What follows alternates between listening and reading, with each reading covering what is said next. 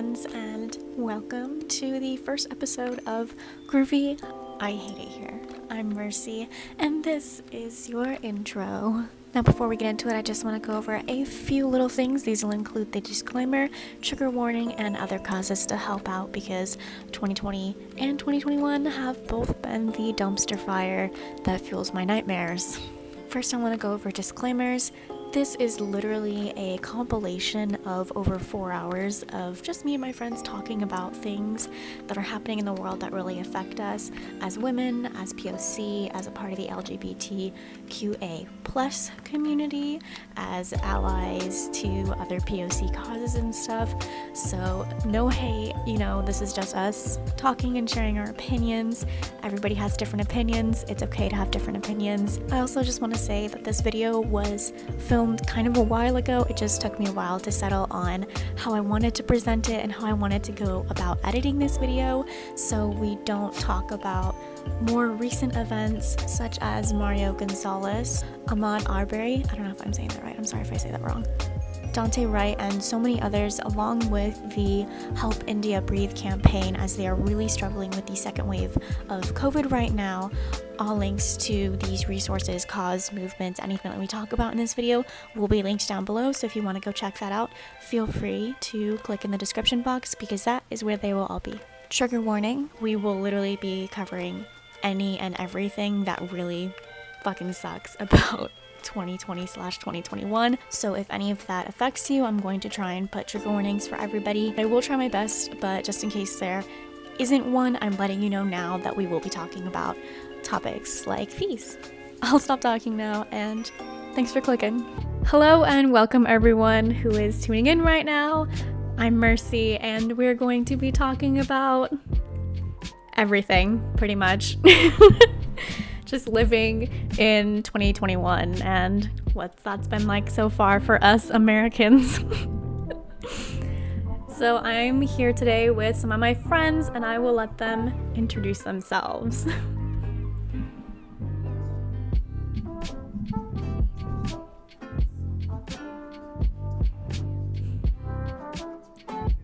Hi, my name is Jenny Ngo. I am a Vietnamese American ASU student who has currently about to graduate with a BSW. It is a bachelor's in social work. My pronouns are she, her, they, them. There, I met Mercy in high school through choir. I think she was like one of the new girls in choir, and she just went up to me and we just started talking, and we started reconnecting because she's a current girlfriend of my good friend Justin. And so yeah, it's quite nice to be here and to meet Savannah and another Savannah who's going to be coming in late. So Thank you for having me here. Yes. Yep, Jenny and I met in high school, and she introduced Justin and I. Can you say it again one more time to make sure that I have it? Yeah, I can definitely do it, especially since Jenny went to whole depth, so I gotta explain more too. Okay. So my pronouns are her, she. I met Mercy a few years ago at Bath & Body Works. I'm from Michigan, but I moved to Arizona about 15 years ago. I'm already graduated. I graduated from NAU with criminology and a minor in sociology, and I work full-time for the state. And yeah, thank you for having me again, Mercy. I appreciate it. Yes. It's all great here. We're all great friends, and I guess I should go a little more in depth about myself too. Hello, I am Mercy. I'm 21. I was born in Arizona, moved to California for a little bit, moved back, and now I'm on the other side of the country. I'm on the East Coast right now. I really wanted to talk to these beautiful ladies and the other Savannah when she joins us later about these topics because we are the real people in 2020. We're not celebrities, we're not politicians, we aren't big influencers, but as regular people, we just wanted to let you know how we feel and think about what's actually happening in 2020. So our first topic is going to be about racism, which I think is scary for a lot of us to talk about, but it is a conversation that should definitely be had. Before we start, what are your general thoughts about racism before we get into it? One thing I just heard you say is that it's a very difficult topic for people to have. And when you say people, I'm going to be honest, straight off the rip, is white people, because we are already of someone different from them compared to them. And racism to itself is going to be an uncomfortable topic. For us, it's a livelihood. It's every day. So when we say uncomfortable, this is going to be your trigger warning for everyone else who's going to be watching. This is racism, period. Yeah. Yeah, like Savannah, for many POC minorities, it's an everyday thing for us. And it doesn't have to be like violence. It could be just microaggressions, stereotypes in media, any complexes that society has kind of taught us to pit against POCs against white people, or fellow POCs pitting against each other. And so, I don't really see it disappearing just yet, but I'm glad that our society is now addressing the many isms and systemic racism that has happened throughout the country and since eons ago when this country was developed and stuff like that. So yeah, those are my thoughts. Yeah, I agree. I feel like another thing into what Jenny was saying earlier is also like those jokes that walk the fine line between being funny and being offensive. I feel like that's also something, because then you watch like comedians, sometimes they make risque jokes and you're like, is it funny or is it offensive? Or is it funny because they're also like, we're the same minority? Or is it offensive because we're not the same minority? You know, or sometimes we're kind of programmed into being guilt tripped for things that are like, oh, it's just a joke. But you're like, but is it really though? I just wanted to add to that really quickly. Like Jenny was saying, it's been eons. This is a thing that's been happening before we were born, before our grandparents were born. And I feel like with that fine line that we are slowly trying to make it across, it's going to be difficult no matter what we do and what conversations we had, because you're still trying to figure out if that is going to be comfortable for that person. With the whole comedian and entertainment and everything like that with racism, depending on who's portraying it or who's putting it out there, are that person me? Is that person Black? Or is that person a POC? I think we're very sensitive right now because we are exposing ourselves. We've been exposing it for years now, and people like this whole topic like, oh, racism doesn't exist. Right now it's going to be sensitive no matter what we say and what we talk about, and what jokes we're making. And I think that it comes with common sense too, with people with that's a joke and that's not a joke. This is what you should be saying and this is what you shouldn't be saying. So that's another part I wanted to make. Oh, I also have a special guest. We'll take a little break for a minute. Josh has come to say hi to everybody. I didn't come to say hi. He got his staples out and he's been healing up slowly but surely. He's Josh, got like... I'm so happy. I was sitting without you, man. Oh my God. Back on topic. What was your first experience with/of racism? And I say with/of for people like me who are mixed and are white passing. So, you know, I don't get a lot of offensive in your face jokes, but I get like different kind of offenses. But for me, my first experience was with my dad, because he had told me that he was out doing yard work in front of our house one day, and this lady had pulled up. It was like a brand new house that he had just bought. He was very proud of it. And he was doing the lawn, you know, stuff like that. This lady pulls up next to him and she's like, hey, do you know who lives here? Straight to my dad's face. And he's like, luckily, you know, he had a good humor about it. And he was like, he put on his very Latina-y, the most accent, and was like, I think they're from the cartel or something. And this lady was like, you know, got scared and drove off. But for me, that was the first time I was like, why would she think you're the gardener? Like, you're just outside mowing your lawn, picking the weeds like anybody else would. My dad's like a really big tech guy. So I've always seen him like with computers, with technology. He's not an outside guy like at all. So the fact that they were comparing him to a gardener, I was like, that's not my dad at all. He definitely doesn't do anything like that. So for me, that's the first thing I can remember where I was like, why? I don't get it. That's kind of weird.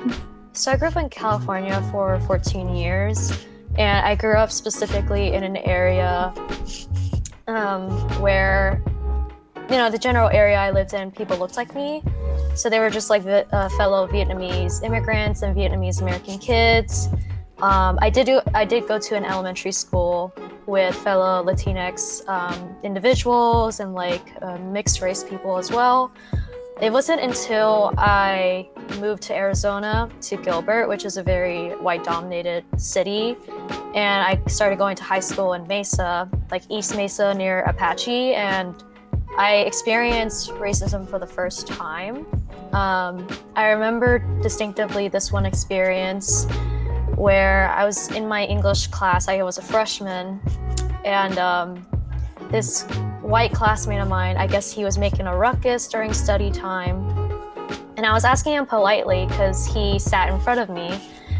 And I asked him politely if he could just keep the noise down because it's just getting really obnoxious. I'm trying to concentrate.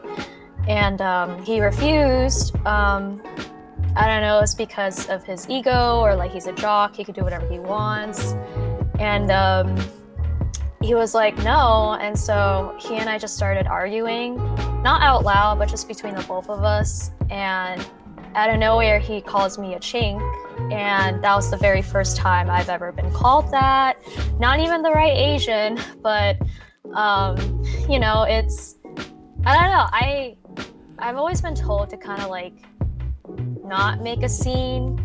And so the best thing I could do in that moment was to kind of tease him back the way he didn't want to be teased, because he made like, I don't know, he just so happened to announce to our teacher that he didn't appreciate being called a Pillsbury Doughboy because of his body shape. And I'm not trying to advocate fat shaming here. I'm not all about that, but I think I just wanted to put him in his place and a taste of his own medicine. So after he called me a chink, I stared at him right in the eyes and I said, Pillsbury Doughboy. And he got so mad, he turned red. He calls our teacher over and he's like, Miss Martinez, like Jenny called me Pillsbury Doughboy. And I was just pretending like it never happened. I was just doing my work because it was study time. And she's like, Chase, like, Jenny's just doing her work quietly like any other student should be doing during study time. Like, just do your work. And after she leaves to go back to her desk, he just glares at me and I just give him this, cocky smile. Like, what are you gonna do about it? You started it. Like, she doesn't believe you because you just sound like you wasted her time. And also, like, that's what you get. Like, if I had listened to you knowing that that was something that bugged you, then maybe you shouldn't have called me a chink. So yeah. But other experiences, I've had people assume I was really smart because being Asian, and I've had jokes told to my face. I don't know. They were just like not as bad, bigger things as many other POCs might experience, but they're kind of more microaggressions that I've experienced. So yeah. I was gonna say, with me, it's not quite the same because I get bashed for not looking like my minority, so it's like the opposite. I've always been that like too Latina to hang with the white kids, but too white to hang out with the Latina kids. And I have like this really specific memory of being like a senior in high school, and I was running late one day, so I did what every Mexican kid does, and I made myself a quesadilla for breakfast because I was running low on time and your girl was hungry. So I made that, went to school, and in my class, like my first period class, I was eating it, and this other girl in the classroom looks at me and she's like, wow, that's so creative. And I was like, what? And she's like, I usually just bring an apple, but that's so creative. I never would have thought of that. And I was like, yeah, I was just running late. And she's like, that's crazy that that's what you thought of, like, to make when you were running late. And I was like, yeah, just really wanted one. I feel like we all can be relatable with the same thing as POC, with being thrown into a situation that we weren't expecting, especially with our first experience with racism. Like Jenny, I moved here and I was in a very well-dominated Black neighborhood in Detroit, Michigan. And then to move to Gilbert to a very white neighborhood, automatically there was racism around the way. And it was just the ignorance from influence from the parents and the grandparents. It's a generational thing, as we know. And they don't even know that they're doing it with those small microaggressions and those ignorant comments that they make towards us. And I think my experience, to be honest, I don't even know my first experience with racism. I feel like when I really acknowledged it, though, what that was really happening is the whole pinning against each other. There was only one other Black girl in my class, and they decided to befriend her, and to pin us against each other. And we were talking about each other's race, like, oh, you're darker than me, as if that was something bad. You know what I mean? Like, they automatically put it into our head, which is a systematic thing, as we know, that dark is ugly, you know? And so for her and me to constantly, instead, she was a beautiful Black woman and a beautiful Black child, but for me to be like, oh, you're darker than me, like, I don't want to be friends with you, like, let me be friends with this group. They automatically pinned us against each other so that we can assimilate with what they're doing, and or be assimilated with them and their groups and how they portray themselves and whatnot.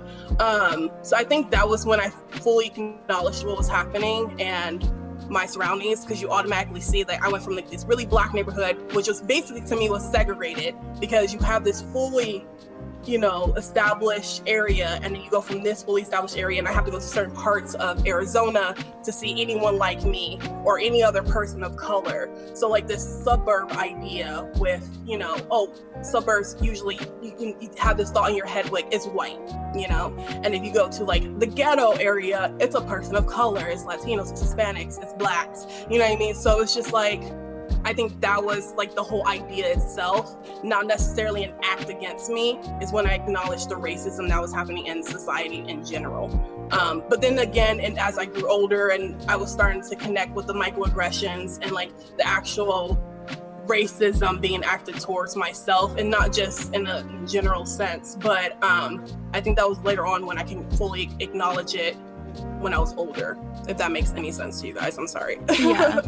No, I totally get the microaggressions and the generational gaps too, because that's such a big thing with my dad. Like, both of my parents didn't teach me any Spanish. Like, they started when I was a kid, and then they stopped because they had that assimilation mindset where my dad was like, well, I got bullied in school for speaking Spanish, so I'm not going to teach my kids because I don't want them to be bullied. I want them to fit in. I want them to have a good life and that kind of thing. And for my mom, that's what happened with her mom. So then she didn't have the skills to teach me Spanish because she also wasn't taught it.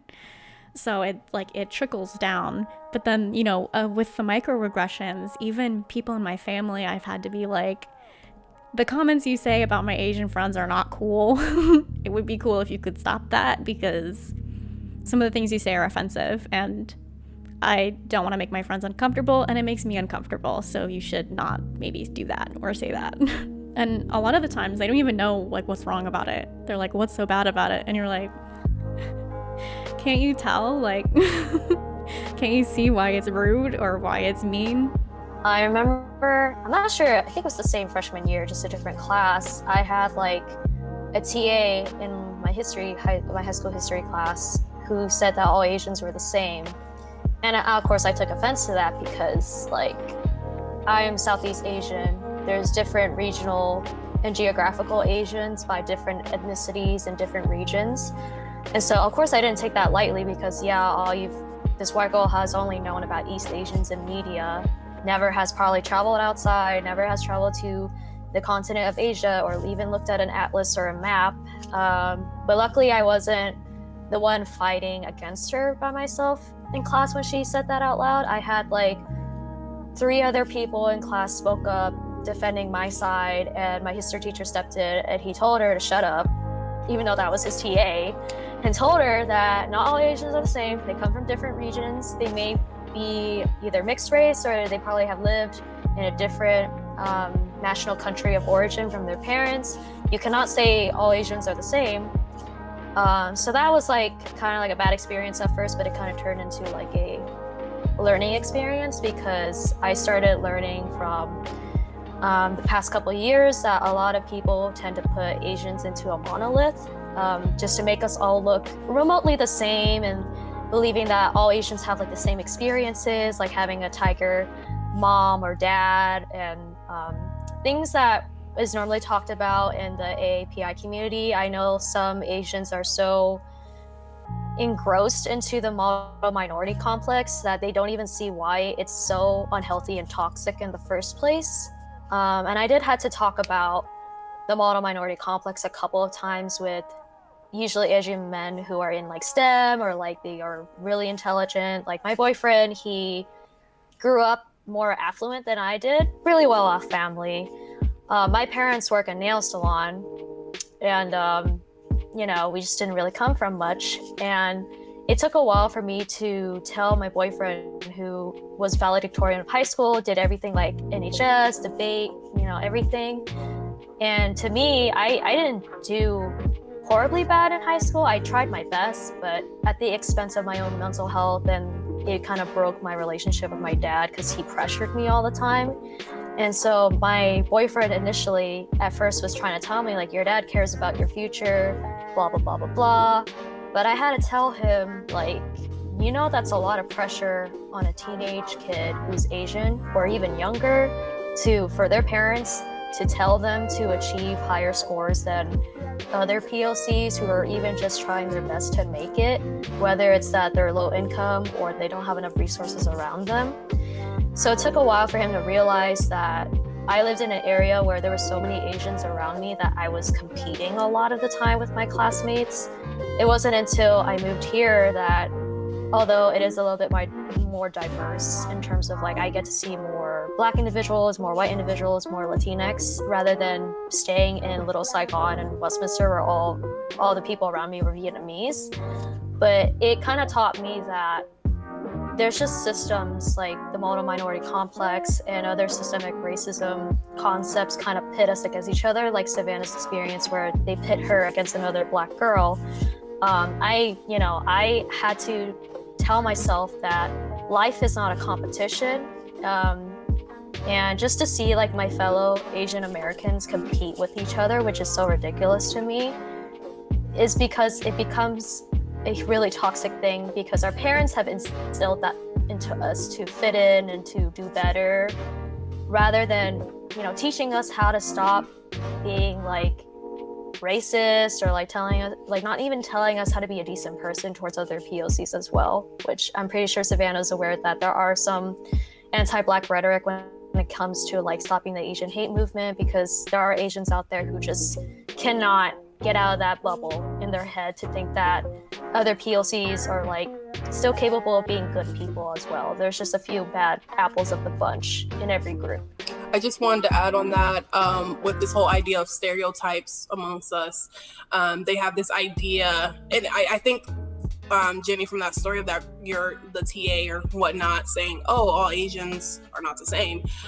No, sweetie, as you would know, not all white people are the same. Like, we're all immigrants. So for her to have that mindset is just completely ignorant, and she didn't want to educate herself, especially at that point in time. You're a TA, sweetie. What are you doing? So that was just one, that teacher too, that just made a bad look of this is the people you're bringing into your classroom and educating the future, and they're going to continue to have this mindset and this stereotype amongst us and these thoughts amongst us, especially with us. Like for me, I get the same, I have locks, and so people automatically assume, oh, are you Jamaican? No. You know what I mean? It's just like situations like that where they again automatically assume, and then at the same time we as well have this Olympics oppression where we want to compete. Oh, who's worse off than the other? Who's worse off than the other? That shouldn't be the topic. It's we're all having problems. How do we fix it? You know, and again, it goes back to the system. So why are we competing of who's more oppressed? Why are we competing of what's happening in our own communities with like the Black on Black crime?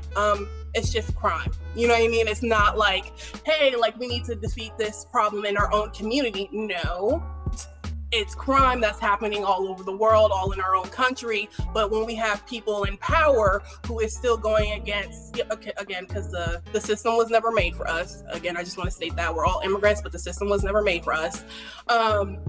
And to have them pin us against each other is part of the system so that we can negate and move our attention from somewhere else. So I don't know. I just wanted to add that point in there as, again, Olympic oppressions is a main thing in a lot of our communities and all POC, and that stereotype too. building off of that stereotype, for me, it's like, well, you're not Mexican. You don't look like Salma Hayek. You don't look like Penelope Cruz. So you're not Hispanic or Latina.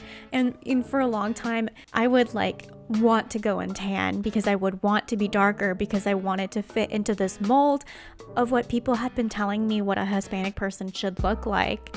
And I like, if I get darker, maybe people will think that my dad is my dad. If I get darker, people will accept me as Mexican. If I get darker, people won't have to ask me like, oh, what are you? Or I'm ethnically ambiguous. The stereotype is definitely everywhere. And every minority, there's always this unattainable goal that everybody is like pushed through. You must be J-Lo. You must be, all these different icons, and you're like, maybe for Halloween.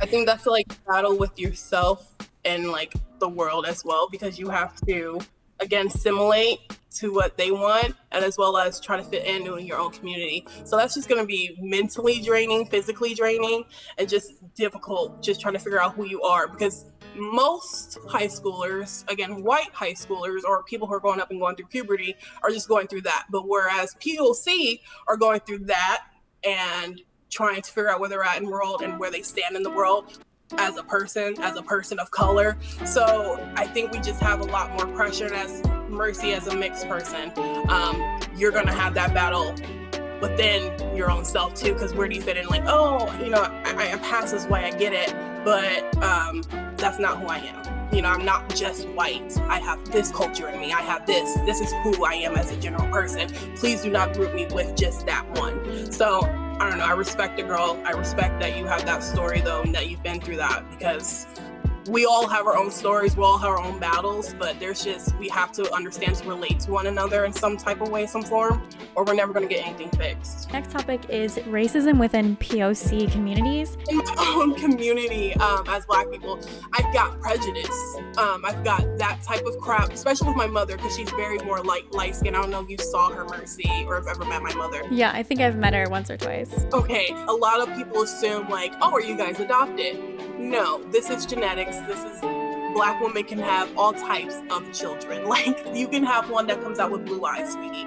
But I guess that's from my own type of experience, would be like that type of prejudice and that thought. But I also understand in a way with that mindset because of that privilege being more lighter skin. So that's the other thing I got with like prejudice in the Black community, with more people who are biracial and could pass or something like that. I would definitely relate it again back to that privilege of something they cannot have, and that assimilation is that they can't fully be free the way they want to be free, because they will always be judged no matter what, based off their skin and based off what they look like. So that would be the racism within POC communities, but against other people, that's just educational purposes. I think that's how their environments, the social media that we have, what Jenny was saying, like Asian people look alike. No, all Asian people from the same area or the same continent. No, they're obviously from the same continent, but from different countries and different parts, there's going to be many different cultures within that community. And yes, we might look alike. That does not mean that we come from the same place. The Asian hate crimes that are happening right now, just recently, a lady was knocked down by a Black man. Just for what? You know what I mean? I don't know what's happening. I mean, I do know what's happening, but at the same time, I don't know how can we get over like this hump and just combining together as one to be able to stop the real problem again in our own country. So I don't know. I personally don't have any instances with actual racism towards another race or another POC. As someone who relates in the Black community, I've seen that type of prejudice and that mindset and that thought out of just jealousy and envy, and not be able to obtain and have that same privilege that others do and do not have.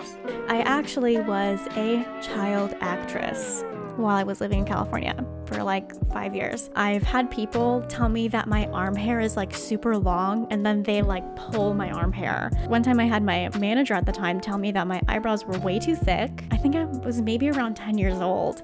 I had gotten my eyebrows waxed into pencil thin lines, and I had no idea. It was done without my consent, without my knowledge. I literally cried. I wore a bag over my head because I thought I looked so ugly. And even though, if I look back on pictures, it didn't look that bad. It still looked okay. I kind of looked a little chola, but it was fine. My manager told me that she wanted to change my name because my last name sounded Mexican and I did not. My last name is Rivera. So they basically took off the A, added an S, and was like, it's Rivers instead, since you're part Irish. So we'll just go off of that because people keep trying to cast you in things because they think that you're Mexican. But when you show up, you don't look like it. And so you're going to be white from now on. And that is something that messed with my cultural identity so much. If you were to draw like paperwork, I would constantly be checking the Hispanic box and the white box. I was so confused because I was like, well, I thought I was Mexican, but she told me that I wasn't.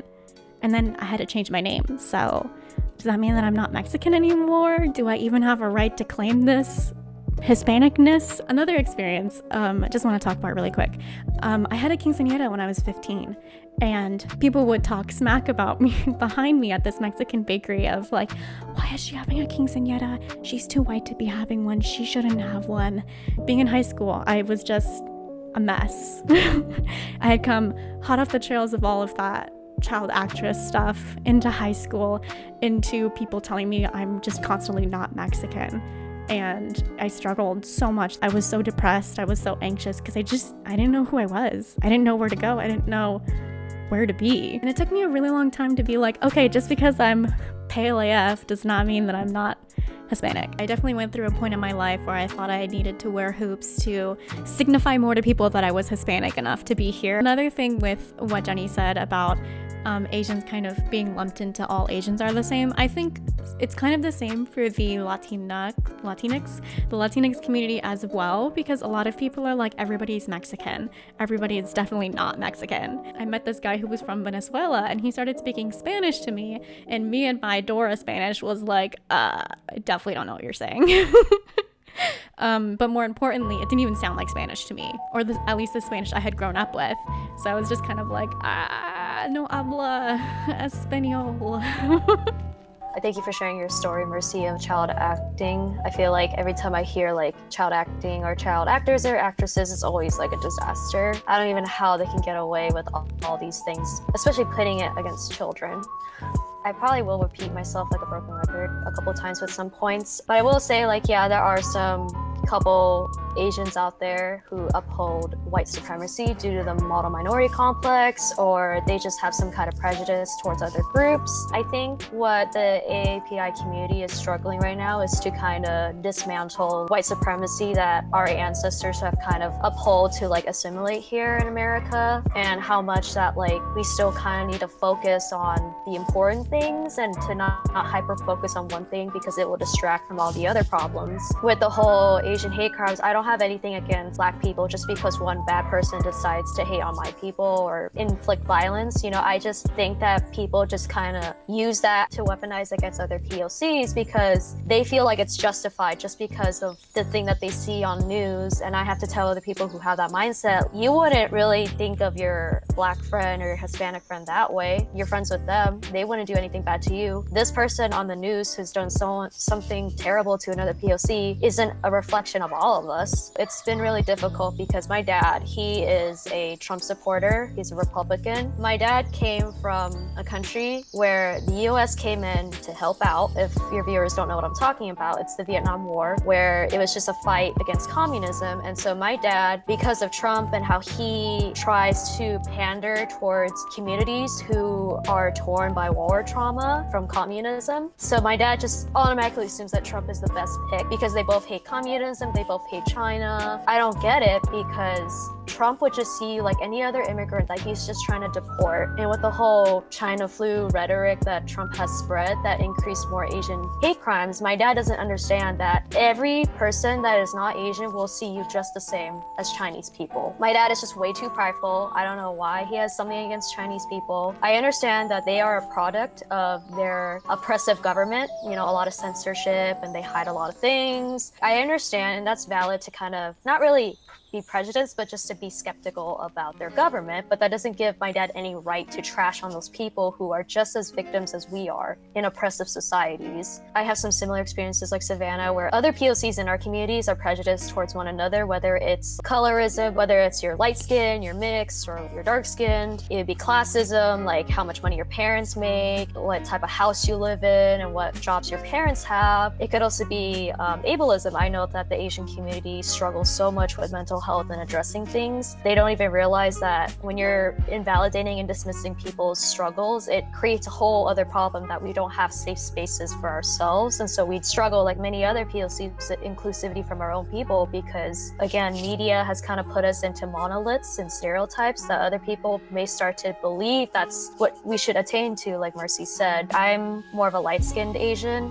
which is kind of surprising for a lot of Southeast Asians out there who may look at me and they're like, I never thought you were Vietnamese, you're way too light-skinned, you're probably East Asian, you probably are Korean or like Chinese who like stays indoors all day. And I'm just like, no, I'm light-skinned because I don't like to go outside. I'm not really afraid to get tan. Like I've been tan before as a kid, but because I was indoors all the time, living in hot-ass Arizona, like of course I'm gonna get light, I lose pigmentation. And also, I think there's one point that I wanted to bring up is that some countries in the past have been colonized by European settlers or any European country. It started to trickle into ancestry with a lot of POCs. People don't really know how to classify Hispanic people, Latinx people. Like, do we consider them a race or do we consider them an ethnicity? I noticed that some people, like some Asians, like they're proud to have colonizer blood in them just because they took like a 23andMe test. Well, I'm over here like with 16% French ancestry because of French colonization in the Southeast Asian region in the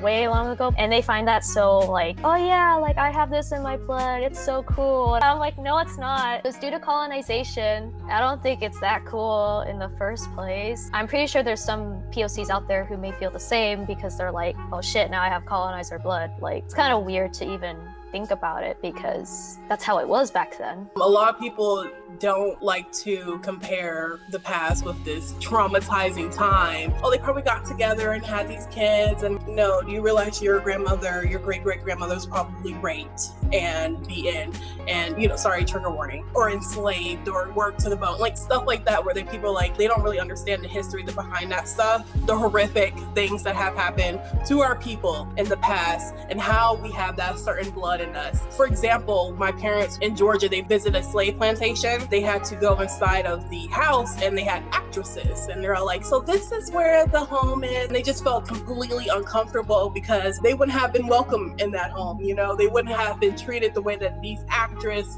and these people are being treated now. It was just very like censored in our history as well.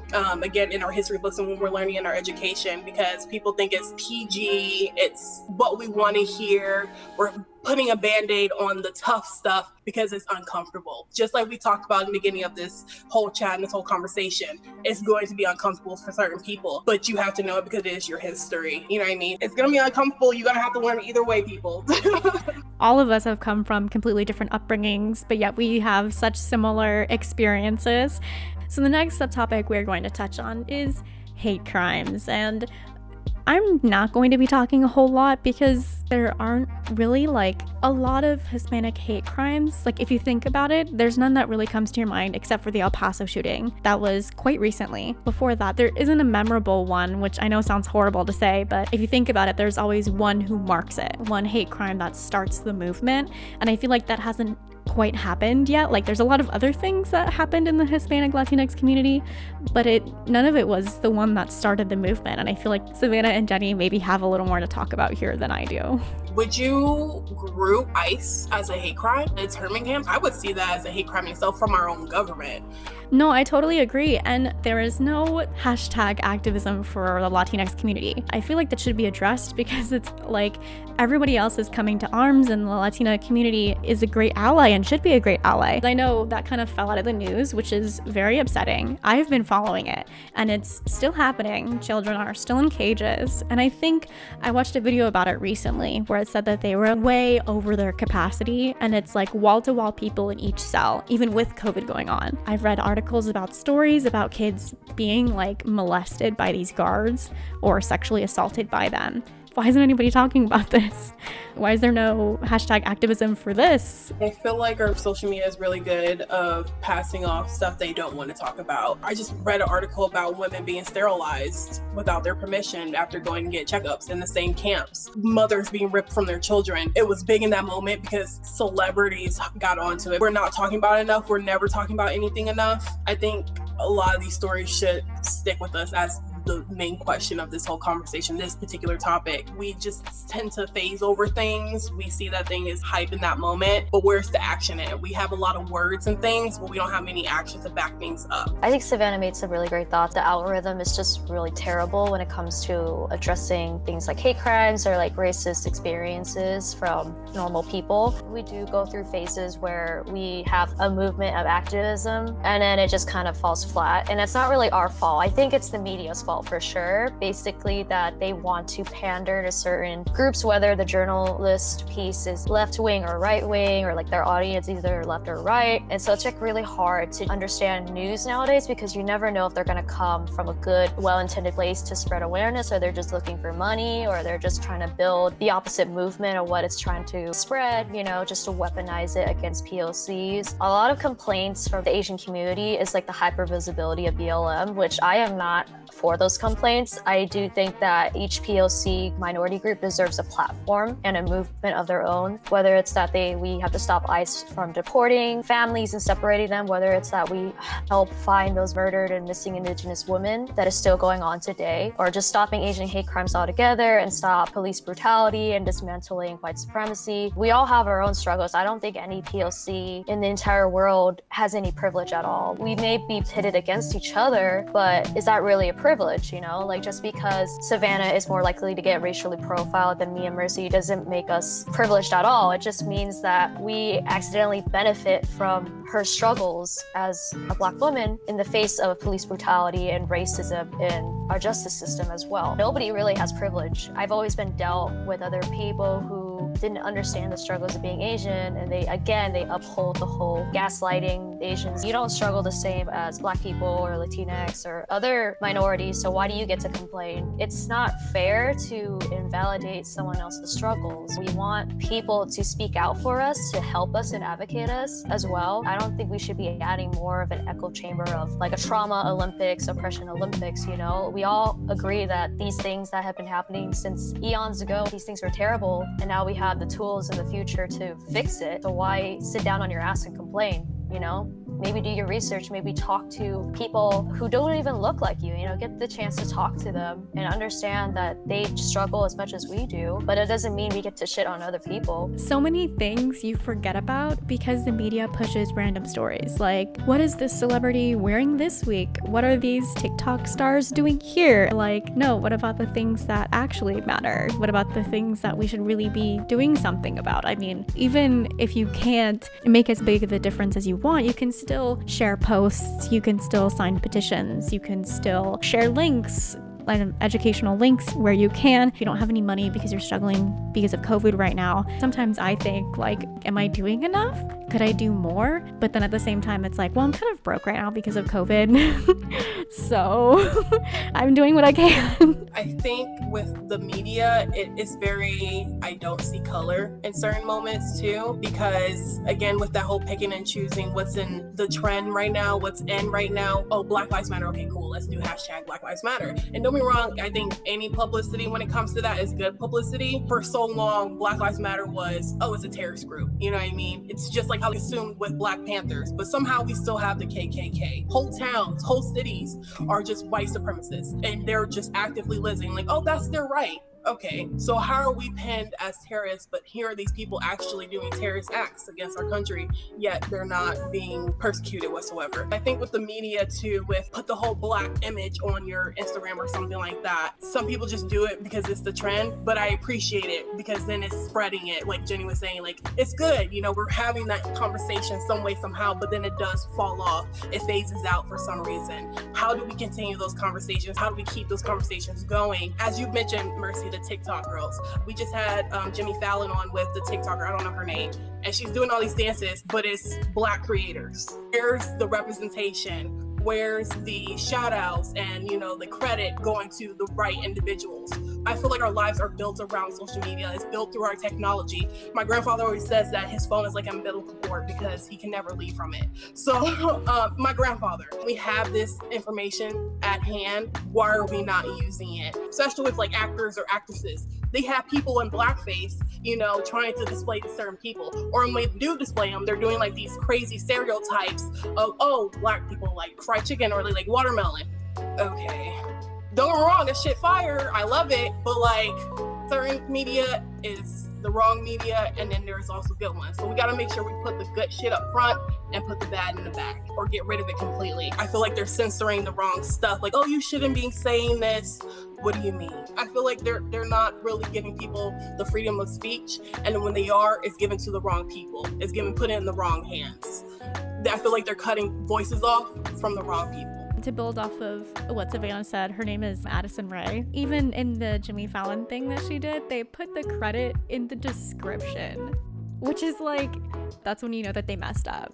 That's when they're like, oh shoot, we'll just put it in the description, where it's like, why couldn't they actually have like the black creators on there? No hate to Addison Rae, I don't really know any of these TikTok people, so I understand that she was probably really excited to be on the show, but I also feel like it was a great opportunity that was missed to showcase black artists and POC creators who came up with these great dances, who should definitely have their time in the limelight. I feel like if they had done that, the clip would have gotten way more views. It probably would have gotten shared everywhere, and maybe even praised by some people. The movements and hashtag activism, since we're kind of already talking about it, we'll just segue into that one. So first, let's start with talking about Black Lives Matters.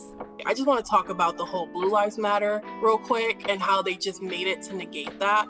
Or don't get me wrong, yes, we appreciate the help out there to protect our lives, but that is the job that you fucking signed up for. I didn't sign up for this. This is my life. You know what I mean? Then it's like, oh, they're just doing it because they felt like they're unrepresented. Well, we are unrepresented and we're being killed on the fucking street. It's just really hard to fathom that some people automatically assume groups are after you. People already get so defensive about certain things. It's just a direct hit. Oh, I'm not racist. I have black friends, so this group shouldn't even exist. Okay. I just saw this comedian and he was like, I hate that statement because when people say, oh, I have black friends as an excuse, it's like them saying, well, if there's a pedophile, and he goes, well, I have kids that I play around with. Okay.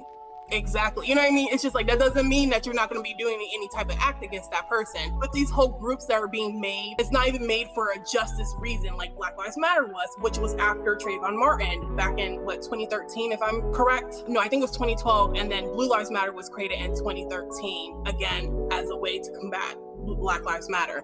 I honestly have nothing else to say about that. I think it's an excellent movement. It's definitely hit groundbreaker last year during the whole COVID situation. A lot of people are online because we're home. And so this whole hashtag BLM was beautiful. We had constantly people in their comment sections or on their posts or on their stories putting Black Lives Matter because they do.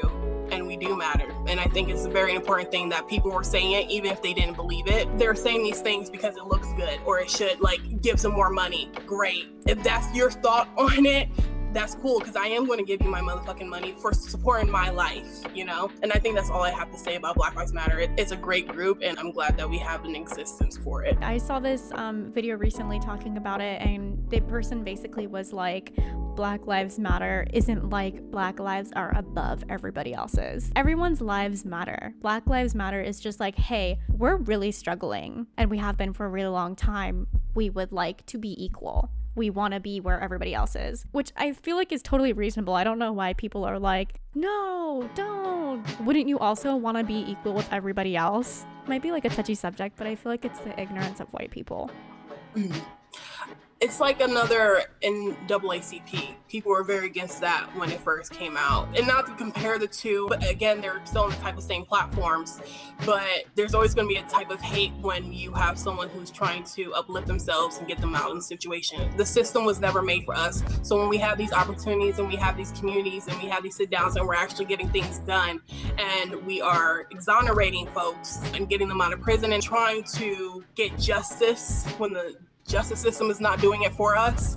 We had the NAACP with that situation. They were hated. They're still hated. If someone come knock on your door like, this is the NAACP, you got some problems, period. So if you have a whole group coming after you, like Black Lives Matter, or people angry and have this hashtag and on your platforms and everything, that just tells you a lot. It just says, okay, what am I doing wrong here? If you still want to be ignorant after that, then that's just ignorance. I definitely agree with everything that Savannah has said, and I just want to put a disclaimer that I do believe every POC deserves a platform and movement. However, we shouldn't be co-opting or copying BLM just because it became a trend. I hate the crowd, all lives matter, blue lives matter, because it just being colorblind to all these struggles that POCs go through, especially Black people, in the face of police brutality and the systemic racism that they have experienced since a long fucking time ago. And so, you know, I'm always trying to tell other people, especially in the AAPI community, that when it comes to Stop Asian Hate, do not complain about BLM, do not hyper focus on like thinking that like all Black people are bad, which they clearly are not. We should be focusing on dismantling white supremacy and calling those responsible in our government who keep giving excuses for these police officers to go kill Black people out in the streets. I just believe that everybody who is struggling deserves a platform to talk about their struggles and to let our governments know that, hey, you're not doing anything for us. We're speaking out because we're trying to tell you, your job is to protect us. Your job isn't to kill POCs on the street. It's not your job to racially profile them, to intimidate us, especially Black people. When other people are defending cops, either because they know someone who's a cop, you don't understand what it's like to be on the other side at all. Like, you don't. I was in like a meeting with my agency where all the interns talk to each other. Supervision is really a time for me to talk about what's going on with my life, whether it's like if I had something to do that week or like anything outside of that. So obviously I brought up the whole Atlanta shootings with those 6 Asian women who died by that white perpetrator. I almost started crying because it hit home for me because my parents own a nail salon and I can't imagine if that happened to them, you know? And I had one of the interns, she's like older than me, she's white, and she messages me saying like, oh, I understand your feelings and stuff like that. I got to like the first half of her message, I'm still reading, and I'm like, okay, that's nice of you, until she brings up about her husband who's a cop and is worried about his safety. And I never said this to her, by the way, but in my head, I'm like, of course, like, I don't want anybody else to get hurt or die, but you cannot come into my space telling me or other POCs, especially a Black person, if I brought up how incompetent the cops handled anything, especially with their statement on the Atlanta shootings. And I understand she tried to have good intentions, but to me, it was like, I don't think you were listening to me. Asian American women and Pacific Islander women across the country, to see a cop say in the news, oh, he was having a bad day. Like, no, I don't have any bad blood against her. You know, I know that's just a one-time experience, but to me, I really want to tell her, like, you cannot say that. Don't think of it as like you need to self-insert your life to make it out to be something to be relatable, which is not. I can't fully understand the experiences that you go through because I'm not you or that group, but I can understand the pain and the struggles and how frustrating it could be. That's the best way to go about it. Not to self-insert and talk about your significant other being part of a system that oppresses POCs, and to tell me when I'm struggling to even grieve about what happened to those women was just so mind-boggling to me that I actually almost just got really mad. And I had to keep it in because I had to be professional. I try to forgive people as much as I can, and I don't know if I'll ever see her again. It's just like these little things, these little nuances happen, and I just don't get it. Like, if you understand, just say you understand. Don't pity us, but also, you know, uplift us, empower us. Don't make it all about yourself. And when people just say all lives matter and blue lives matter and all this stuff, I'm like, just stop. It's not helping. You're just distracting movements like BLM and Stop Asian Hate from getting the attention it needs. It's just diminishing the advocacy that they're trying to uphold for POCs. It's almost like invalidating when people do that, because you're like, I was really struggling here, and now all of a sudden it's not that big of a problem because you have something that's more pressing to you. Oh, if you support Black Lives Matters, then you must hate every cop, or every cop must be bad for you, right? Do you just not like cops, or do you hate cops? And it's like, no, like, I mean, my Theo is the cop. I know people who are good cops, but the possibility of there being a bad one is kind of sketchy, you know? We're starting to be more suspicious. I think that goes back to what Jenny said. There's a lot of like bad apples out there, and sometimes those bad apples outweigh the good. If you ever put a rotten apple next to any fresh apples, the rot will get onto the fresh apples. If they're not going to do anything, or if they don't get out of that situation, they will get rotten as well. I also want to put a little side note for when you do post this, Mercy, for any viewers who watch, it is not our duty and our obligation to educate white people. That is just for them. And Jenny, you said, like, I don't know if I should, or if I bring it up to your boss or whatnot. That is not her duty to do that. Like, if she feels uncomfortable, that is her own right to do so. But it's not our obligation to sit here and educate a white person if they're being ignorant. We have other shit to do on our own time. Blue Lives Matter and All Lives Matter. Again, I think people are just ignorant just saying that because they don't believe in Black Lives Matter. Because there's so many situations and examples I've heard, beautiful examples I've heard people give to All Lives Matter supporters, or Blue Lives Matter supporters. If one house is being burned down, they say, oh, well, what about my house? You know, just beautiful examples about how you can relate to someone. But at that point, that person doesn't want to understand. And you have to realize just like, okay, you just want to be an ignorant motherfucker the rest of your life. I'm sorry, I have no filter, so excuse me if I get too. At the end of the day, I have police officers in my family. I work for the state, so I work with police officers. So it's not like me saying, oh, I hate you. I hate that badge you're wearing. But again, it goes back to that bad apple analogy. Again, what are you doing on your part when you put on that badge? Are you letting your supervisor let this one person go? Are you letting your partner act some type of way or do some type of way, you know what I mean? So how are we, again, combating that situation? Yeah, I don't know. And also a disclaimer, like, I don't particularly hate this intern. She and I have always had nice interactions. It's just that one time I think she just didn't know the impact of her words, and I think I didn't respond to her. I'm not here to argue. I'm just here to vocalize how validating it is, because I already get invalidated enough as an Asian person whenever I talk about my struggles. It's even more infuriating when someone has to bring their significant other's struggles. I could have just said to her, like, well, your hubby here wears the badge. He could take it off. He signed up for this job. Nobody deserves to get hit on the job and met with violence, but at the same time, it's like, he probably rubs elbows with other cops who are just as bad. I hear so many statistics of cops being perpetrators of other hate crimes outside of their job, domestic violence towards their intimate partners and their families, and how much systemic racism and misogyny that happens. If a cop speaks out about anything remotely bad, they get threatened by bullying from their other colleagues to get them to shut up and look good. I just think that some cops are very complicit because they really want to keep their job, keep their livelihood, keep their social support. And as soon as they think outside the status quo and they just think differently than their peers, should I talk about this? I think it's bothering me, and I think I should. And then a part of them, because either they had to train their whole lives in the academy just to be a cop, to be told that your feelings don't matter, focus on this, do your paperwork, go out there. Of course, they're gonna feel really conflicted. I'm not trying to excuse them, by the way, but it's how complicit they are is why ACAP exists, because it's not just cops. There's people in many different workforces who are so complicit to keep their jobs. And I get it, no one deserves to be poor, to lose their livelihood, but at the same time, it's these spaces need to be more healthier, more trauma-informed, to be more diverse, and to be focusing on the mental health of the people who are working. But it's a very huge blanket statement to think that all cops are bad. I just think they're more complicit, and they don't speak up enough because their colleagues will start to bully them, they'll get fired, they lose everything. It's not really a black and white situation, it's very gray. It goes back to, we can't take this off. This is us. This is my skin tone. This is my complexion. I'm a Black woman. As a police officer, you can go home and take off that uniform. You know what I mean? Going through the academy and everything. They're not getting the training that we want them to get. It's not even nowhere near of how you should be handling situations. Just now changing how we should be responding to mental health issues. And as well as white supremacists are still putting on that uniform. That doesn't mean that they're just gonna turn that off. I'm not gonna be biased that way. No, you're still a white supremacist the same time you put that uniform on. And again, we should also tell people that the police officers were created based off slave patrol. So they've only recently changed into to serve and protect everyone. And God, we've seen countless videos, countless posts about something traumatic or tragic that has happened.